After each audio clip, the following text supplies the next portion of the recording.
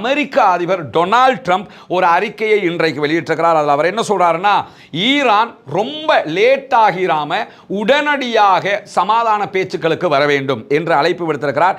இஸ்ரேலுடனான இந்த பதட்டத்தை தணிப்பதற்கு ஈரான் விரும்ப வேண்டும் என்று கோரியிருக்கக்கூடிய அமெரிக்க அதிபர் டொனால்ட் ட்ரம்ப் என்ன சொல்றாருன்னா, இந்த யுத்தத்தில் இதுவரைக்கும் ஈரான் ஜெயிக்கவே இல்லை, எனவே ரொம்ப தாமதமாகி நீங்க சமாதானத்துக்கு வராம இப்பொழுதே வாங்க அப்படின்னு சொல்லி இருக்கிறார். இதெல்லாம் நீங்க பார்த்தீங்கன்னா மனிதர்கள் இப்படியும் வாழுகிற ஒரு பூமியா என்கிற அளவுக்கு அந்த நிலைமை இருக்கிறது. இந்த இடத்துல வான்வழி தாக்குதல்களை இன்றைக்கு நடத்தி இருக்கிறார்கள். கிட்டத்தட்ட 39 அப்பாவிகள் காசாவிலே இன்றைக்கு கொல்லப்பட்டிருக்கிறார்கள், ஷஹீதாகி இருக்கிறார்கள். இஸ்ரேலுக்கும் ஈரானுக்குமான இந்த சண்டையில் பாலஸ்தீன அப்பாவிகள் மீதான தாக்குதல்கள் குறைந்திருக்கிறது. இது மாதிரி முகாம்களில் நடத்தக்கூடிய தாக்குதல்களால் தான் நிறைய பேர் கொல்லப்படுகிறாங்க. உணவு தேடி போகிறவர்கள் மீது வான்வழி தாக்குதல்கள் நடத்தப்படுகிற நேரத்தில் கொல்லப்படுறாங்க.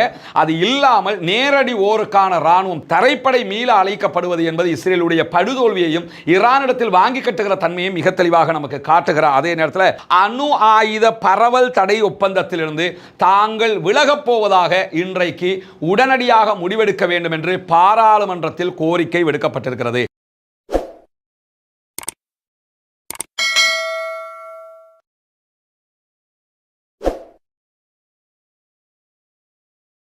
அஸ்ஸலாமு அலைக்கும் வரஹ்மத்துல்லாஹி வபரகாத்துஹு. அன்பிற்கினிய சகோதர சகோதரிகளே, நம் அனைவர் மீதும் ஏக இறைவனுடைய அமைதியும் கருணையும் உண்டாகட்டுமாக என்கிற உயரிய பிரார்த்தனைகளோடு பாலஸ்தீனத்தினுடைய காசா பகுதிகள் மீதான இஸ்ரேலிய ஆக்கிரமிப்பு இராணுவத்தினுடைய தாக்குதல்கள் ஆரம்பிக்கப்பட்டு 619வது நாளாக இன்றைய நாள் மாறியிருக்கக்கூடிய நேரத்தில் பாலஸ்தீனத்தில் ஆரம்பிக்கப்பட்ட சண்டை தற்போது இஸ்ரேல் ஈரான் வாராக மாறி நிற்கக்கூடிய காட்சிகளை நம்ம கண் முன்னாடி பார்த்து வர்றோம். தொடர்ந்து அது தொடர்பான வீடியோக்கள் அப்டேட்களாக நம்ம உங்களுக்கு தந்து வருவது உங்களுக்கெல்லாம் தெரியும். எனவே நம்முடைய வீடியோக்கள் ஒவ்வொரு நாளும் நம்முடைய 2 சேனல்கள்லையும் 2 தடவை அல்லது 3 தடவைகளுக்கு மேலே தனித்தனி வீடியோக்களாக வெளியிடப்படுகிறது. அந்த வீடியோக்களை நீங்கள் பார்த்துக் கொள்வதற்கு தவறாமல் நம்முடைய 2 சேனலையும் சப்ஸ்கிரைப் செய்து வைத்துக் கொள்ளுங்கள். நம்முடைய வளமையான சேனல் ரஸ்மின் எம்ஐஎஸ்சி நியூஸ் என்கிற பெயர்ல இருக்கும். இந்த ஐகானோட இருக்கக்கூடிய ஃப்ரீ பலஸ்டைன் என்று அடித்திருக்கக்கூடிய இந்த சேனல், இதை நீங்க சப்ஸ்கிரைப் பண்ணலன்னு சொன்னா உடனடியாக சப்ஸ்கிரைப் செய்து வைத்துக் கொள்ளுகிற அதே நேரத்தில் நம்முடைய மற்ற சேனல் ரஸ்மின் டாக்ஸ் என்கிற இன்னொரு சேனல் இருக்குது. அந்த சேனலையும் சப்ஸ்கிரைப் செய்யாத சகோதரர்கள் சப்ஸ்கிரைப் செய்து கொள்ளுங்கள். அதனுடைய ப்ரொஃபைல் இந்த மெத்தட்ல இருக்கக்கூடியதை நீங்க கவனிக்க முடியும். இன்றைக்கும் இந்த சேனல்லையும் 2 வீடியோக்கள் வெளியிடப்பட்டிருக்கிற அதே நேரம் நம்முடைய வளமையான சேனல்லையும் 2 முக்கியமான வீடியோக்கள் இன்றைக்கு வெளியிடப்பட்டிருக்கிறது. இந்த வீடியோவோடு 3வது வீடியோ, மொத்தம் இன்றைக்கு மாத்திரம் நம்ம 5 வீடியோக்களை வெளியிட்டிருக்கக்கூடியதை நீங்க பார்க்க முடியும். எனவே தொடர்ந்து வீடியோக்களை பெற்றுக்கொள்வதற்காக இந்த 2 சேனல்களையும் சப்ஸ்கிரைப் செய்து கொள்கிற அதே நேரம் காசா மீதான தாக்குதல்கள், அதே போன்று இஸ்ரேலுக்கு எதிராக ஈரான் நடத்தக்கூடிய தாக்குதல்கள் தொடர்பான அங்கு நடக்கக்கூடிய வீடியோக்கள், காட்சிகள், அங்கு இருக்கக்கூடிய ஊடகங்கள் வழியாக வெளியிடப்படக்கூடிய செய்திகளை உடனுக்குடனாக நம்முடைய டெலிகிராம் சேனலை நம்ம அப்டேட் பண்ணிக்கிட்டு இருக்கிறோம். ரஸ்மின் எம்ஐஎஸ்சி அஃபீஷியல் என்கிற டெலிகிராம் சேனலை இணையாதவர்கள் அதிலே இணைந்து கொள்ளுங்கள். ரஸ்மின் எம்ஐஎஸ்சி என்கிற பெயரில் இருக்கக்கூடிய வாட்ஸ்அப் சேனலையும் இணையாதவர்கள் இணைந்து கொள்ளுங்கள். நம்முடைய வாட்ஸ்அப் மற்றும் டெலிகிராம் சேனல்களை இந்த வீடியோக்களுடைய டிஸ்கிரிப்ஷன்லேயே நீங்கள் கீழே பார்க்க முடியும். அதிலேயே நீங்கள் இணைந்து கொள்ள முடியும். அல்லது இந்த இடத்துல இருக்குது பாருங்க, வாட்ஸ்அப் சேனல் இருக்குது லிங்க், அதுக்கு அடுத்ததாக டெலிகிராம் சேனலுடைய லிங்க் இருக்குது. 2லையுமே நீங்கள் இணைந்து கொள்ள முடிகிற அதே நேரம் ஃபேஸ்புக், இன்ஸ்டாகிராம், டிக்டாக், எக்ஸ் ஆகிய தளங்களில் ரஸ்மின் எம்ஐஎஸ்சி என்கிற பெயரில் நம்மை பின்தொடர முடியும். அதை தாண்டி இன்னொரு முக்கியமான அறிவித்தல் என்னன்னு சொன்னா, நம்முடைய வீடியோக்களை எத்தனையோ சேனல்கள் எடுத்து பகிர்கிறார்கள். அவர்கள் அத்தனை பேருக்கும் ஓப்பன் சோர்ஸாக அதற்குரிய அனுமதியை கொடுத்திருக்கிறோம். எனவே அந்த வீடியோக்களை பயன்படுத்தக்கூடிய சகோதரர்கள் முறைப்படி அதை பயன்படுத்துகிற போது எந்த பிரச்சனையும் கிடையாது. நிறைய சகோதரர்கள் எடுத்து பயன்படுத்துறாங்க, இருக்கிற மாதிரியே அவங்க பப்ளிஷ் பண்றாங்க, அதனால எந்த சிக்கலும் இல்லை. ஆனால் சில பேர் என்ன பண்றாங்கன்னு சொன்னா, அந்த வீடியோக்களுடைய தலைப்புகளை அவர்களுக்கு நினைத்த மாதிரி இருப்பதை கூட்டி குறைத்து மெருகூட்டி அந்த மாதிரி போடும்போது அது நம்மளே வந்து அந்த மாதிரி சொல்ற மாதிரி சில பேர் நினைச்சிடுறாங்க. அதே நேரத்தில் வீடியோக்களுக்குள்ள சில எடிட்டிங்களை பண்றாங்க. இந்த மாதிரியான வேலைகள் பார்க்கிற போது நம்ம எதை கொண்டு போய் சேர்க்க நினைக்கிறோமோ அது அங்கே மாசுபடுத்தப்படுகிறது. எனவே இருப்பதை போன்று நீங்கள் எத்தனை சேனலை திறந்து எத்தனை பேர் நீங்க போட்டாலும் அதில் நமக்கு எந்த ஆப்ஜெக்ஷனும் கிடையாது, தாராளமாக பயன்படுத்தி கொள்ள முடியும். ஆனால் அதற்கு மாற்றமாக செயல்படக்கூடிய சகோதரர்கள் உள்ள ஏதாவது எடிட்டிங்களை பண்ணி நீங்க மாற்றம் செய்கிற வேலையை செஞ்சீங்கன்னு சொன்னா கண்டிப்பாக அந்த சேனல்களுக்கு மாத்திரம் நம்ம ரெஸ்ட்ரிக்ஷன் கொடுப்போம்ங்கிறதுல எந்த மாற்றமும் கிடையாது. ஏன்னா நம்முடைய நோக்கமே உண்மை செய்தி இருக்கிற மாதிரி போய் சேரணுங்கிறதா. நமக்கெல்லாம் தெரியும், காசா மீதான தாக்குதல்களை இஸ்ரேலிய ஆக்கிரமிப்பு ராணுவம் தொடர்ந்து நடத்தி வருகிறது. இங்க நீங்க பார்க்கலாம், காசாவினுடைய கான் யூனிஸ் பகுதிகளில் நடத்தப்பட்டிருக்கக்கூடிய வான்வழி தாக்குதல்களுடைய காட்சிகளை தான் பார்க்குறீங்க. இந்த இடத்துல காசாவினுடைய அப்பாவிகளுடைய கூடாரங்கள் இருக்கிறது. இதெல்லாம் நீங்க பார்த்தீங்கன்னா மனிதர்கள் இப்படியும் வாழுகிற ஒரு பூமியா என்கிற அளவுக்கு அந்த நிலைமை இருக்கிறது. இந்த இடத்துல வான்வழி தாக்குதல்களை இன்றைக்கு நடத்தி இருக்கிறார்கள். கிட்டத்தட்ட 39 அப்பாவிகள் காசாவிலே இன்றைக்கு கொல்லப்பட்டிருக்கிறார்கள், ஷஹீதாகி இருக்கிறார்கள். 48 பேர் இன்றைக்கு படுகாயம் அடைந்திருக்கிறார்கள் என்கிற செய்திகளை பாலஸ்தீனத்தினுடைய சுகாதார அமைச்சகம் இன்றைக்கு வெளியிட்டிருக்கக்கூடிய நிலையில காசாவில் உணவு இல்லை, தண்ணீர் இல்லை, மருந்துகள் இல்லை. தற்போது இன்டர்நெட்டும் அவர்கள் தடை செய்யக்கூடிய ஒரு நிலையை உண்டாக்கி இருக்கிறார்கள். அந்த அப்பாவி மக்கள் ஒரு சிறிய நிலப்பரப்புக்குள்ளாக தனிமைப்படுத்தப்பட்டிருக்கிறார்கள். தனிமைப்படுத்தப்பட்ட இரவு நேரத்தில் அவர்களுக்கு மின்சார வசதிகள் கிடையாது. உலகத்திலேயே இப்படி யாரும் பாதிக்கப்படவில்லை என்கிற அளவுக்கு அந்த மக்கள் மீது மாத்திரம் இஸ்ரேலிய ஆக்கிரமிப்பு ராணுவம் அநியாயத்துக்கு மேல் அநியாயம் செய்து கொண்டிருக்கிறது. அதனுடைய பதிலடியை, அதனுடைய பிரதிபலனை தான் தற்போது ஈரான் வழியாக அவர்கள் அடைந்து கொண்டிருக்கிறார்கள் என்பதையும் நாம் மறுப்பதற்கு இல்லை. நேற்றைய தினம் ஒருத்தங்க பேசும்போது ஒரு செய்தியை சொன்னாங்க, சில வீடியோஸ் அனுப்பியிருந்தாங்க. கடந்த 2 வாரங்களுக்கு முன்பதாக நான் ஜோர்டான் போயிருந்தேன். ஜோர்டானில் நாங்கள் போகும்போது, ஜோர்டானில் இருந்து பார்க்கும்போது காசா தெரியுது தூரத்தில். ஆனால் இரவு நேரத்தில் எல்லா பகுதிகளும் வெளிச்சமாக இருக்கிறது, காசா மாத்திரம் இருட்டாக இருக்கிறது என்று சில வீடியோக்கள் அவங்க எடுத்த வீடியோக்கள் அமைச்சிருந்தாங்க. அவங்க அனுப்பும் போதே என்னால் தாங்க முடியலை, ரொம்ப மனவலியாக இருக்கிறது என்று தான் அனுப்பியிருந்தாங்க. அதே மாதிரி அந்த வீடியோக்களை பார்க்கும்போது ரொம்ப மன வருத்தமாக, எப்படி ஒரு சமூகம் இந்த நவீன உலகத்தில் நம்ம எல்லாம் நவீனத்துவத்தின் உச்சத்தை நோக்கி எல்லோருமே நகர்ந்து கொண்டிருக்கிறோம். ஆனால் அந்த சமூகம் சாப்பிட வழி இல்லாமல், மருந்துகள் இல்லாமல், குழந்தைகளுக்கான ஊட்டச்சத்துகள் இல்லாமல் ஒரு கொடூரமான இராணுவத்தினால் மீண்டும் மீண்டும் அளிக்கப்பட்டு கொண்டிருப்பதை நினைக்கும் போது உள்ளம் தாழவில்லை. நம்மால் ஏற்றுக்கொள்ள முடியல. வல்ல ரஹ்மானிடத்தில் மாத்திரம்தான் அழுது புலம்பி கண்ணீர் வடிக்க வேண்டி இருக்கிறது.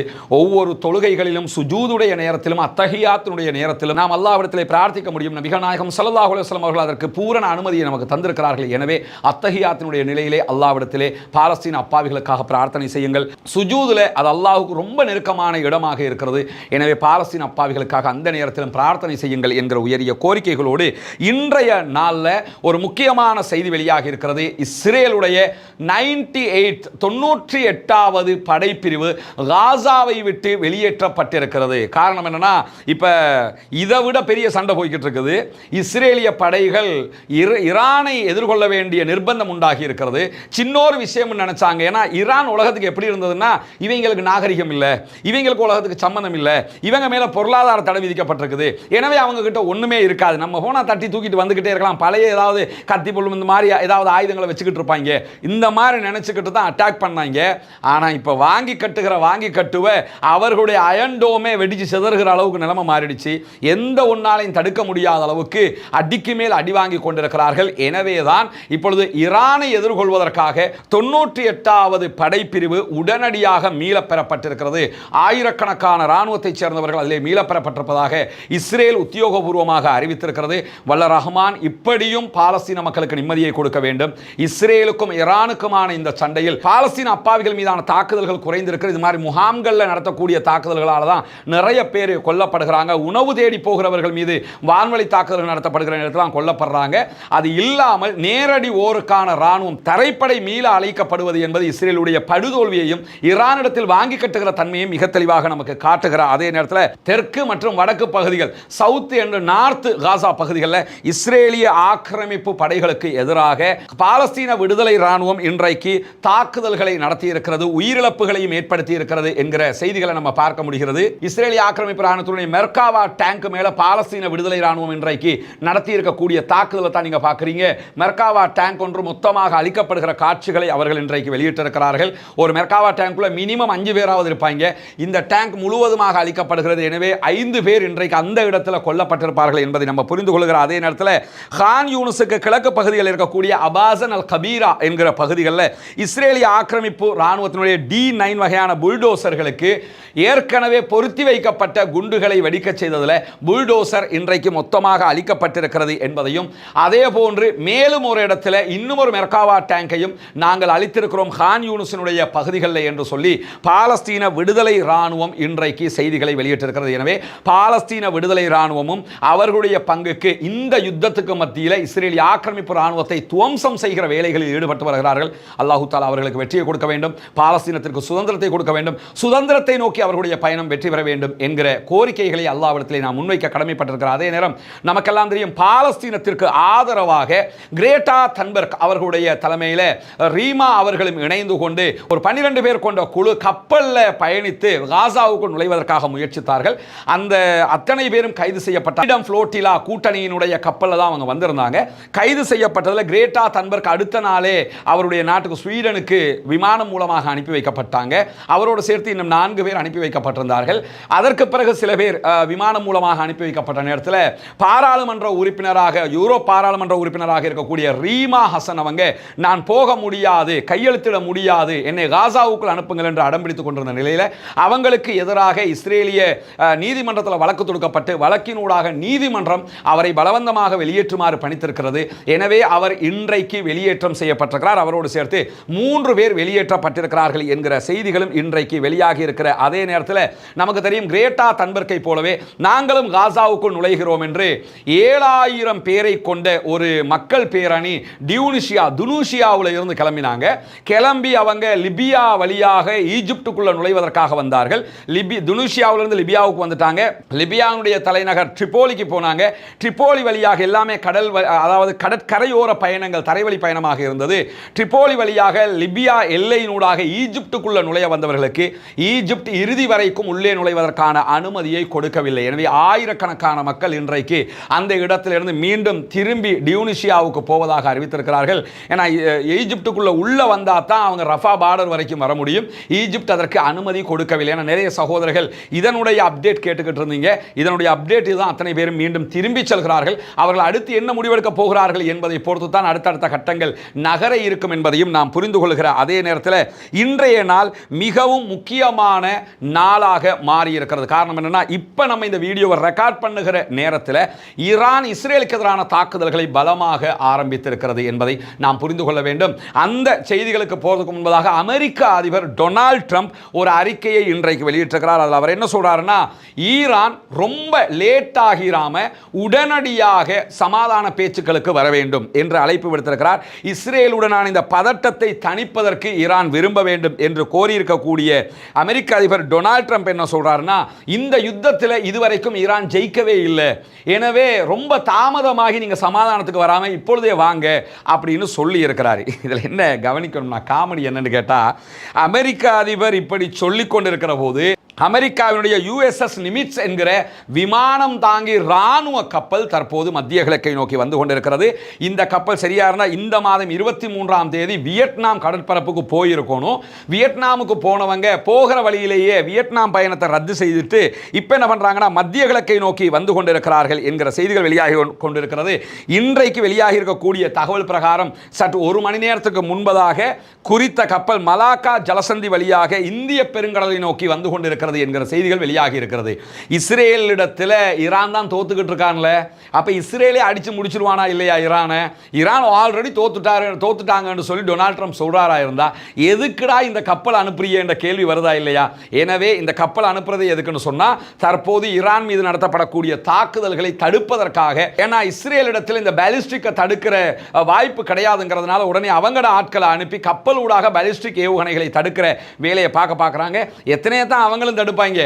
அதுக்கான அவங்க என்ன காரணம் சொல்றாங்கன்னா எங்களுடைய நிலைகள் மீது ஈரான் தாக்குதல் நடத்தினால் அதை தடுப்பதற்காக வருகிறோம் என்கிற காரணத்தையும் சொல்கிறார்கள். இதுவரைக்கும் அவங்க அப்படி தடுக்கல. இன்றைய நாளில் டெல் அவீவ் மேல நடத்தப்பட்ட தாக்குதல்களில் அமெரிக்க தூதுவர் ஆலயத்துக்கு அருகில் இருந்த கட்டிடம் மீது தான் ஈரான் தாக்குதல்கள் நடத்தியிருக்கிறாங்க. அந்த அச்சத்தில் கூட அவர்கள் உள்ளே வர முடியும். எது எப்படி போனாலும் ஈரான் தோக்குது என்று சொல்றவரு எதுக்கு இந்த கப்பலை அனுப்புறாருங்கிற ஒரு கேள்வி இருக்கக்கூடியதையும் நம்ம இந்த இடத்துல கவனிக்க முடியும். அதே நேரத்தில் நமக்கு தெரியும் இன்றைக்கு சற்று நேரத்துக்கு முன்பதாக நம்முடைய டெலிகிராம் சேனல்ல ஒரு வீடியோ வெளியிட்டிருக்கிறோம். ஈரானுடைய அரச தொலைக்காட்சியில ஒளிபரப்பு நடந்து கொண்டிருக்கும் போதே லைவ் டெலிகாஸ்ட் போய்கொண்டிருக்கிற நேரத்திலேயே அந்த தொலைக்காட்சி நிறுவனத்தின் மீது இன்றைக்கு இஸ்ரேலிய ஆக்கிரமிப்பு ராணுவம் தாக்குதல் நடத்தியது. இதுதான் அந்த தொலைக்காட்சி நிறுவனம். இங்க நீங்க பார்க்கலாம், இது அரசாங்க தொலைக்காட்சி. இங்க ரூபவாகினி இருக்கு இல்லையா, ஸ்ரீலங்கால ரூபவாகினி இருக்குது, தமிழ்நாட்டில் பொதிகை இருக்கிறாங்களா இல்லையா, இது மாதிரி அரசாங்கத்தினுடைய தொலைக்காட்சியாக இருக்கு. அந்த கட்டிடம் தான். அந்த கட்டிடத்தில் தாக்குதலுக்கு பிறகு உண்டான காட்சியை தான் நீங்க பார்க்குறீங்க. நம்முடைய டெலிகிராம் சேனலில் அட்டாக் நடக்கிற போது ஒரு பெண்மணி என்ன பண்றாங்கன்னா வீடியோவில் பேசிக்கிட்டு இருக்கிறாங்க, லைவ் டெலிகாஸ்ட் போய் கொண்டிருக்கு. அப்பதான் அந்த அட்டாக் நடக்கிறது. அதுவும் அதில் டெலிகாஸ்ட் ஆகக்கூடிய காட்சி அந்த வீடியோ அப்படியே நம்ம பகிர்ந்துருக்கிறோம், பார்க்காதவங்க அதில் நீங்கள் பார்த்து கொள்ள முடியும். இப்படி பொதுத்தலங்கள் மீதும் இன்றைக்கு இஸ்ரேல் தாக்குதல் நடத்த ஆரம்பித்ததோடு தான் இந்த தாக்குதலோடு உடனடியாக இஸ்ரேல் மீதான பதிலடி தாக்குதல்களை ஈரான் மீண்டும் ஆரம்பித்திருக்கக்கூடிய நேரத்தில் ஈரான் இன்றைக்கு இன்னும் ஒரு முக்கியமான அறிவித்தலை எடுத்திருக்கிறது. அது என்ன அறிவிப்பு என்று சொன்னால், அணு ஆயுத பரவல் தடை ஒப்பந்தத்திலிருந்து தாங்கள் விலகப் போவதாக இன்றைக்கு உடனடியாக முடிவெடுக்க வேண்டும் என்று பாராளுமன்றத்தில் கோரிக்கை விடுக்கப்பட்டிருக்கிறது. பாராளுமன்றத்தில் மசோதா ஒன்றை கொண்டு வர வேண்டும். அதில் அவங்க அந்த மசோதா பாஸ் ஆகணும். பாராளுமன்றத்தை பொறுத்தவரை ஆயத்துல்லா அலி காமனி சொன்னாங்கன்னா எல்லாருமே கை தூக்கிட்டு போறாங்க. எனவே அது பாஸ் ஆகத்தான் போகுது. ஏன்னா அவர் தான் அங்க விதாயக பல, அவருக்கு தான் எல்லா அதிகாரமும் அங்கே இருக்குது. எனவே பாராளுமன்றத்தில் ஈரான் சார்பாக ஈரானுடைய வெளியுறவு மந்திரி இஸ்மாயில் பகாயி உடனடியாக இது தொடர்பான ஒரு தீர்மானத்தை கொண்டு வர இருக்கிறார். தீர்மானம் பாராளுமன்றத்துக்கு கொண்டு வரப்பட்டால், அது பாஸ் பண்ணப்பட்டால், சர்வதேச அணு ஆயுத அணு பரவல் தடை சட்டத்தில் இருந்து அவர்கள் விதிவிலக்கு பெற்று விடுவார்கள். நீங்க வேண்டியதை பண்ணிக்கிறீங்க. ஏற்கனவே ஈரான் மேல பொருளாதார தடைகள் விதிக்கப்பட்டிருக்கிறது, பல தடைகளை விதிச்சிருக்கிறாங்க. நீ வேண்டியதை விதிச்சுக்க, நான் இப்படித்தான் இருப்பேன் சொல்லி கெத்தாக ஒரு முடிவை எடுத்திருக்கிறார்கள். அப்படியான ஒரு முடிவு வருகிற போது அமெரிக்காவுக்கு தான் அது மிகப்பெரிய தலையடியாக மாறப்போகிறது என்கிற நிலையில இன்றைக்கு பல அறிக்கைகளை ஈரான் வெளியிட்டுக் கொண்டிருக்கிறத நம்ம பார்க்க முடியும். குறிப்பாக இன்றைக்கு ஈரானுடைய பாராளுமன்ற சபாநாயகர் அவர்கள் பேசியிருக்கக்கூடிய ஒரு பேச்சு மிக முக்கியமான பேச்சாக பார்க்கப்படுகிறது. இவர்தான் ஈரானுடைய பாராளுமன்ற சபாநாயகர் முகமது பக்கர் கலீஃபாப் அவர்கள் பேசியிருக்கக்கூடிய பேச்சில் மிக ஹைலைட்டட் ஆனது என்னன்னு சொன்னா, இன்றைக்கு பாராளுமன்றத்தில் அவர் பேசுறாரு, இஸ்ரேலுக்கு நாங்கள் நரகத்தை காட்டிக் கொண்டிருக்கிறோம், நரகத்தின் ஆழத்தை இனிமேல் காட்டுவோம் என்று சொல்லி இருக்கிறார். நீங்க இப்ப நரகத்தை தான் பார்த்துக்கிட்டு இருக்கிறீங்க, நரகத்தினுடைய ஆழத்தை காட்டுவோம். டெல் அவீவ் எரிந்து கொண்டிருக்கிறது, ஹைஃபா எரிந்து கொண்டிருக்கிறது, கிரேட்டர் டெல் அவீவ் எரிந்து கொண்டிருக்கிறது, கிழக்கு ஜெருசலம் எரிந்து கொண்டிருக்கிறது. இஸ்ரேலுடைய பல நகரங்களை நாங்கள் எரித்துக் கொண்டிருக்கிறோம். இது நரகம் உங்களுக்கு. ஆனால் நரகத்தின் ஆழத்தை நீங்க இன்னும் பார்க்கல. எனவே ஆழத்தை காட்டுகிற வேலையை நாங்கள் செய்ய வேண்டி வரும் என்று சொல்லி இன்றைக்கு பாராளுமன்ற சபாநாயகர் அறிவித்திருக்கக்கூடிய நிலையில் அவர் பேசும்போது கூடுதலாக என்ன சொல்றாருன்னா, ஈரானிய படைகளுக்கு இது ஒன்றும் புதிதல்ல, நாங்கள் பல யுத்தங்களை கண்டவர்கள் என்று சொல்லிவிட்டு கூடுதலாக அவர் சொல்றாரு, எங்களை பொறுத்தவரை நாங்கள் ஒரு அசாதாரண சூழ்நிலையில் இருக்கிறோம் என்பதை நாங்கள் புரிந்துதான் வைத்திருக்கிறோம். இறுதியாக வெற்றி எங்களுக்கு நிச்சயமாக கிடைக்கும் என்றிருந்தாலும் இந்த பாதையில் ஏற்றத்தாழ்வுகள் வரும் என்பதையும் நம்முடைய மக்கள் புரிந்து கொள்ள வேண்டும் என்கிறார். யுத்தம் வந்துருச்சுன்னா நமக்கு அடிப்பான், திருப்பி நம்ம அடிக்கணும், நமக்கு அடி விழும், அடி விழாமலே இருக்காதுல்ல.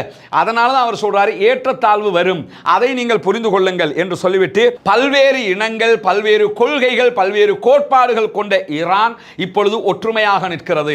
ஈரானியர்கள் ஈரானுக்காக நிற்கிறார்கள் என்று நிற்கிறார்கள். எனவே எங்களை நீங்கள் தோற்கடிப்பதை நினைத்தும் பார்க்க முடியாது, நரகத்தின் ஆழத்தை உங்களுக்கு காட்டுவோம் என்று பாராளுமன்ற சபாநாயகர் இன்றைக்கு சொல்லியிருக்கக்கூடிய நேரத்தில் தான் ஈரானிய ஜனாதிபதி மசூத் பெசக்ஷியன் அவர்கள் சில அறிக்கைகளை இன்றைக்கு வெளியிட்டிருக்கிறார். குறிப்பாக அவர் ஓமானுடைய சுல்தானோடு, அதிபரோடு பேசியிருக்கிறார். அதில் அவர் பேசிய செய்திகள் என்ன சொல்றாருன்னா, ஈரானுடைய அணு விஞ்ஞானிகள் சில பேரை கொண்டுட்டாங்கிறதுனால எங்களை யாரும் தடுத்து விட முடியாது, அந்த 6 பேரை கொண்டுட்டாங்கிறதுனால எங்களை தடுக்க முடியுமா என்று அவர் கேள்வி எழுப்புகிறார்.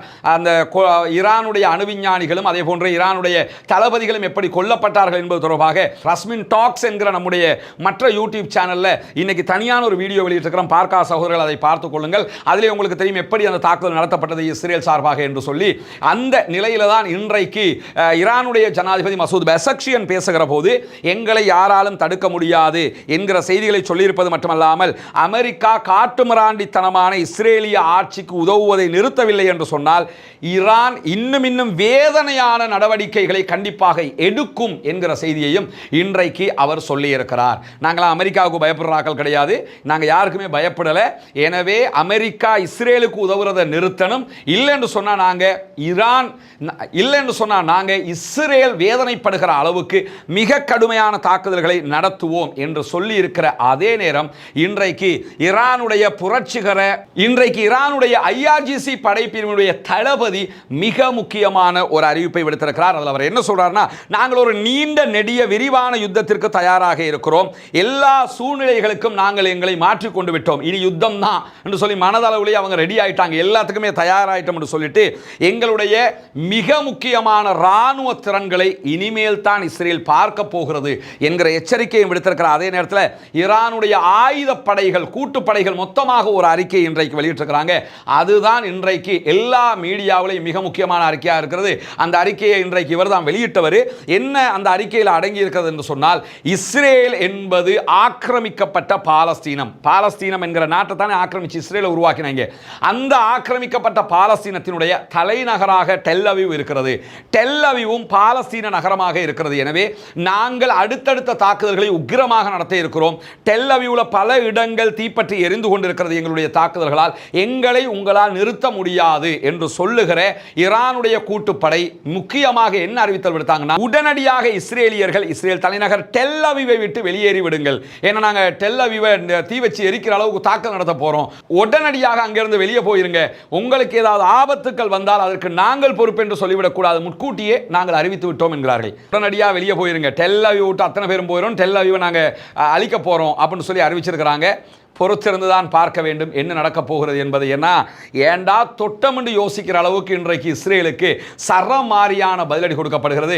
இஸ்ரேலிய ஆதரவு ஊடகங்களே இஸ்ரேல் மீதான ஈரானுடைய தாக்குதல்களை மழைக்கு ஒப்பிட்டு எழுதுகிறார்கள். பெய்கிற மழையை போன்று ஏவுகணை தாக்குதல் நடத்தப்படுகிறது என்று எழுதக்கூடிய காட்சிகளை நீங்க தொடர்ந்து பார்க்கிற அதே நேரத்தில் இன்றைக்கு வெளியாகி இருக்கக்கூடிய ஒரு முக்கியமான செய்தி என்னன்னா, ஈரானுடைய தாக்குதல்களுக்கு மத்தியில் இஸ்ரேலிய மக்களுக்கு மத்தியிலே இஸ்ரேல் ராணுவத்தின் மீது இருந்த நம்பிக்கைகள் சீர்குலை பட்டிருக்கிறது என்பதுதான் ஹைலைட்டான செய்தியாக இருக்கிறது. ஏன்னா நம்மளை யார் தாக்குவா? நம்மளை சுத்தி அயன் டோம் இருக்குது, நம்மளை சுத்தி தேட் இருக்குது, நம்மளை சுத்தி ஏரோ சிஸ்டம் இருக்குது, நமக்காக அமெரிக்காக்காரன் இருக்கிறான், நம்மளை எவனும் கை வைக்க முடியாது, எந்த அரபு நாடு நம்மளை நெருங்க முடியாதுன்னு சொல்லி ஒரு மிதப்புல அவங்க அத்தனை பேரும் இருந்தாங்க.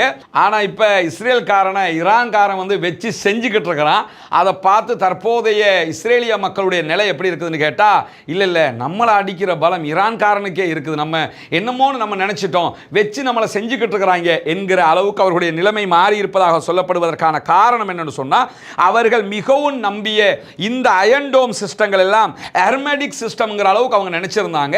அது எல்லாமே சீர்குலைக்கப்பட்டிருக்கிறது என்று சொல்லி இன்றைக்கு தி டெலிகிராஃபி வெளியிட்டிருக்கக்கூடிய செய்தியில அழகாக ஒரு கட்டுரையாக அவர்கள் அதை தொகுத்திருக்கக்கூடிய நேரத்தில் தான் இன்றைக்கு ஈரான்ல இருந்து பாலிஸ்டிக் ஏவுகணைகள் தொடர்ந்து ஏவப்படுகிறது. குறிப்பாக இன்றைக்கு அவர்கள் டெல் அவீவ் மீது நடத்தி இருக்கக்கூடிய ஒரு தாக்குதல்களில் அந்த பாலிஸ்டிக் ஏவுகணை பங்கரை இலக்கு வைத்து தாக்குதல் நடத்தப்பட்டது. 2 பங்கருக்கு நடுவில் இருக்கக்கூடிய மிகப்பெரிய சிவரை நோக்கித்தான் அந்த தாக்குதல் நடத்தப்பட்டிருக்கிறது.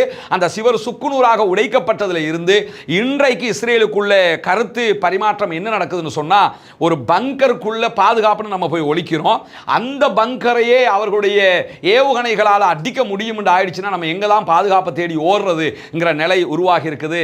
இப்ப அத்தனை பேரும் காசாவை நினைக்க வேண்டும். காசா அப்பாவிகள் இப்படித்தான் ஓடினார்கள். பங்கர் பஸ்டர் பாம கொண்டு போய் போட்டாங்க, பூமிக்குள்ள பாம போட்டு அழிச்சாங்க, 32 மருத்துவமனைகளை அழிச்சாங்க, பள்ளிவாசல்களை அழிச்சாங்க, ஸ்கூல் எல்லாத்தையுமே அழிச்சாங்க. பச்சை புல்லன்னு பார்க்காம 20,000க்கு மேற்பட்ட குழந்தைகள் அங்கே கொல்லப்பட்டிருக்கிறது, 6,000க்கு மேற்பட்ட கர்ப்பிணிகள் கொல்லப்பட்டிருக்கிறார்கள், 25,000க்கு மேற்பட்ட பெண்கள் கொல்லப்பட்டிருக்கிறார்கள், முதியவர்கள் கொல்லப்பட்டிருக்கிறார்கள். இவங்க எல்லாம் கொல்லப்படுகிற இடத்துல கை கட்டி கை தட்டி ஆரவாரம் செய்து சூப்பர் எங்க ராணுவம் எப்படி தெரியுமா என்று சொன்னவர்களுக்கு இப்ப மரண பயத்தை காட்டிக்கொண்டு ஆயத்துல்லா அலி காமனி அழகாக சொன்னார். என்னன்னா, மரணத்தை விட கொடியதாக இருக்கும் எங்களுடைய தாக்குதல்கள் என்றார். ஒவ்வொரு கணமும் பயந்து பயந்து நடுங்கிக் கொண்டிருக்கிறது இஸ்ரேலுடைய சமூகம் என்பதை நம்ம பார்க்க முடிகிற அதே நேரத்தில் தொடர்ந்து ஈரான் சிம்ம சொப்பனமான பதில்களை தற்போது இஸ்ரேல் மீது கொடுத்து கொண்டிருக்கிறது. நம்ம பேசிக் கொண்டிருக்கக்கூடிய இந்த தருணத்திலையும் இஸ்ரேல் மேல அட்டாக் நடந்து கொண்டிருக்கிறது. எனவே இந்த தாக்குதல்களில் என்னென்ன, நேற்று ஹைஃபா நாசமா போச்சுது, அதுக்கு முன்னாடி கிரேட்டர் டெல் அவீவ் நாசமா போச்சுது, அதுக்கு முன்னாடி ஜெருசலத்தில் கிழக்கு பகுதிகளுக்கெல்லாம் வச்சு செஞ்சாங்க. இன்னைக்கு நைட்டு என்ன நடக்க போகிறது என்பதை இந்த வீடியோவுக்கு பிறகு வருகிற அப்டேட்ல நீங்கள் எதிர்பாருங்கள். ஏற்கனவே நம்ம சொன்ன மாதிரி நம்ம 2 சேனலையும் சப்ஸ்கிரைப் செய்யாத சகோதரர்கள் சப்ஸ்கிரைப் செய்து இணைந்து கொள்ளுங்கள். அதே நேரத்தில் நம்முடைய டெலிகிராம் வாட்ஸ்அப் சேனல்களையும் இணையாதவர்கள் இணைந்து கொள்ளுங்கள். பாலஸ்தீனம் வெற்றி பெற வேண்டும், பாலஸ்தீன அப்பாவிகளுக்காக பிரார்த்தனை செய்கிற அதே நேரம் இஸ்ரேல் ஆக்கிரமிப்பு ராணுவத்திற்கு எதிராக தொடர்ந்து அல்லாஹ்விடத்திலே குனூத்துன் நாசிலாவை ஒவ்வொரு தொழுகைகளிலும் ஓத மறந்து விடாதீர்கள் சகோதரே. நபிகள் நாயகம் ஸல்லல்லாஹு அலைஹி வஸல்லம் அவர்கள் காட்டி தந்த ஒரு அற்புதமான வழிமுறை அது. குனூத்துன் நாசிலா என்றால் என்ன, அதை எப்படி ஓத வேண்டும், எப்பொழுது ஓத வேண்டும், அதனுடைய சட்டத்திட்டங்கள் என்ன என்பதையெல்லாம் ஒரு தனித்த வீடியோவாக நம்ம வெளியிட்டிருக்கிறோம். அந்த வீடியோவை பார்த்து நீங்கள் உங்களுடைய இபாதத்தை அமைத்துக் கொள்ள முடியும். குர்ஆன் சுன்னா அடிப்படையில் அந்த வீடியோவை நம்ம அமைச்சிருக்கிறோம். எனவே அந்த வீடியோவை பார்க்காத சகோதரர்கள் முன்னால் தெரிகிற நம்முடைய தொலைபேசி மற்றும் வாட்ஸ்அப் இலக்கத்திற்கு குனூத் என்று மாத்திரம் ஒரு மெசேஜ் அனுப்பிச்சு வைங்க. அனுப்பி வச்சிங்கன்னு சொன்னால் அந்த வீடியோவை நம்ம உங்களுக்கு அனுப்பிச்சிருவோம். அந்த வீடியோவை பார்த்து ஒவ்வொரு தொழுகைகளிலும் நீங்கள் குனூத்து நாசிலாவை ஓதிக்கொள்ள முடியும் என்கிற செய்திகளோடு தீவிரவாதம் ஒழிய வேண்டும், பயங்கரவாதம் இல்லாதொழிக்கப்பட வேண்டும், தீவிரவாதம் ஒழிக்கப்பட்டு பயங்கரவாதம் இல்லாதொழிக்கப்பட்டு அமைதியான பூவுலகு திரும்ப வேண்டும், அனைத்து மக்களும் நிம்மதியாக வாழ வேண்டும். ஒருவரை ஒருவர் கொன்று குவித்துக் கொண்டு இந்த பயங்கரவாத செயல்பாடுகளால் எந்த நலவும் இந்த உலகத்திற்கு ஏற்படுவதில்லை. மக்கள் தான் அப்பாவிகள் தான் கொல்லப்படுகிறார்கள். அது எந்த நாட்டில் யார் கொல்லப்பட்டாலும் குற்றம் குற்றமே என்கிற நிலையில அமைதி திரும்புவதற்கு அல்லாஹ்விடத்திலே பிரார்த்தனை செய்யுங்கள். ஜனநாயக ரீதியாக அனைத்து விவகாரங்களையும் அணுகுங்கள். ஜனநாயக ரீதியாக சிந்தித்து ஜனநாயக ரீதியாகவே நம்முடைய போராட்ட வழிமுறைகளையும் நாம் அமைத்துக் கொள்ள வேண்டும் என்கிற குரல் எழுப்புதலோடு பாலஸ்தீன மக்களுக்காக மறவாதி எப்பொழுதும் ஜனநாயக ரீதியாக குரல் எழுப்புங்கள் என்கிற கோரிக்கையை விடுத்தவனாக முடித்துக் கொள்கிறேன். வாஹிர் தஅவானா அல்ஹம்துலில்லாஹி ரப்பில் ஆலமீன்.